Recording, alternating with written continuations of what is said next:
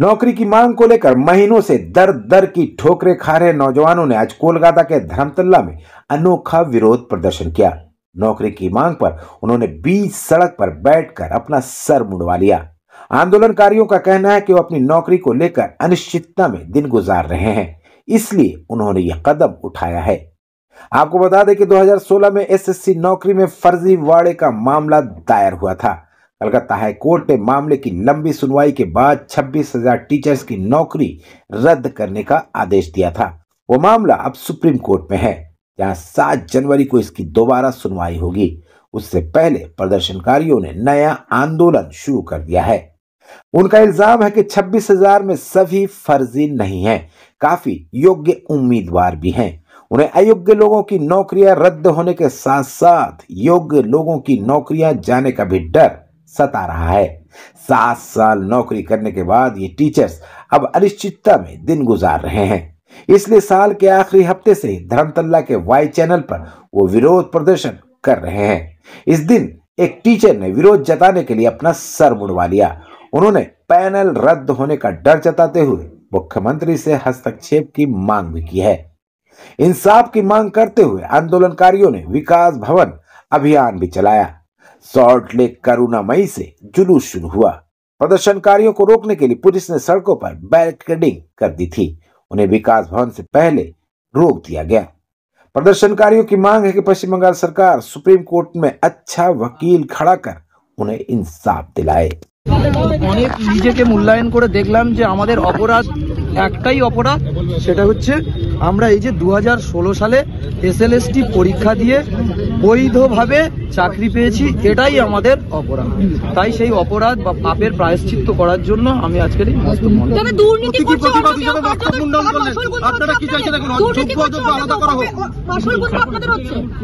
আমি এক এক করে দুর্নীতি অন্য কেউ করছে, তার মাসুল গুনতে আপনাদের হচ্ছে। একদম অবশ্যই মাসুল গুনতে আমাদেরই তো হচ্ছে, কারণ আমরা আজকের এই 7 দিন পথে বসে আছি, 7 দিন পথে বসে আছি, 7 দিন পথে বসে আছি, অথচ আমাদের নিজেদের কোনো দোষ নেই, নিজেদের কোনো অপরাধ নেই।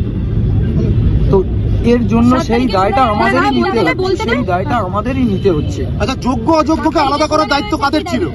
যোগ্য অযোগ্য দায়িত্ব করার মানে আলাদা করার দায়িত্ব তো অবশ্যই আমাদের যিনি নিয়োগ করেছেন এসএসসি, তারই দায়িত্ব যোগ্য অযোগ্য আলাদা করার দায়িত্ব। এবং সর্বোপরি এটার উপরে যদি তিনি আলাদা না করেন, সেই লিস্ট আলাদাভাবে না প্রকাশ করেন, তো দেশের সর্বোচ্চ তদন্তকারী সংস্থা সিবিআই দ্বারা আমাদের তদন্ত হয়েছে এবং সেখানে পরিষ্কার করে বলা আছে কারা দুর্নীতি করেছে, কারা দুর্নীতি করেনি। আমরা কেউই দুর্নীতিগ্রস্ত নয়। এখানে যে হাজার হাজার ছাত্ররা দেখতে পাচ্ছেন, হাজার হাজার শিক্ষকরা দেখতে পাচ্ছেন, কেউই দুর্নীতিগ্রস্ত নয়।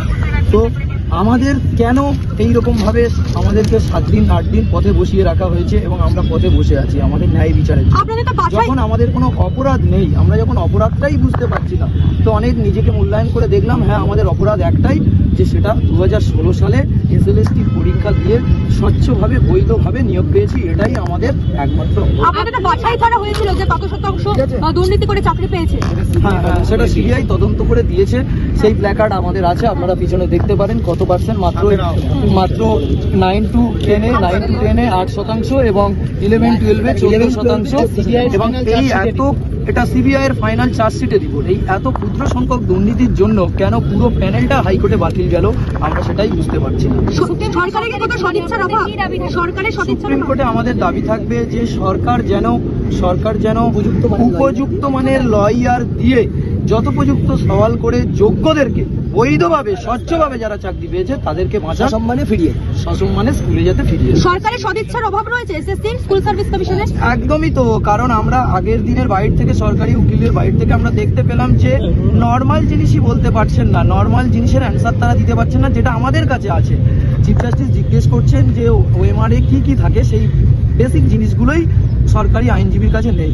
তো এখান থেকে একটা সদিচ্ছার অভাব প্রকাশ করে। কিন্তু রাজ্যের আইনজীবী তো বলছেন যোগ্য অযোগ্য পৃথকীকরণ করা সম্ভব। হ্যাঁ, সেটা তো বলছেন, কিন্তু সেটা পরিষ্কার করে বলছেন না। এবং আমরা চাইছি 7 তারিখে আরো জোর সওয়াল করুন এবং যোগ্যদের হয়ে আজকে আপনাদের বিকাশ ভবন অভিযান তো আছে। আজকে আমাদের বিকাশ ভবন অভিযান আছে। এখানে আমাদের আলাদা প্রতিনিধি দল চলে গেছে, এখানে আমাদের একটা দল আছে। চাকরি প্রার্থীরা মস্তক বন্ধন করে প্রতিবাদ করেছেন, এবার এ রাজ্যের শিক্ষক শিক্ষিকা, বাংলার জন্য কতটা এটা লজ্জা? দেখুন, আজকে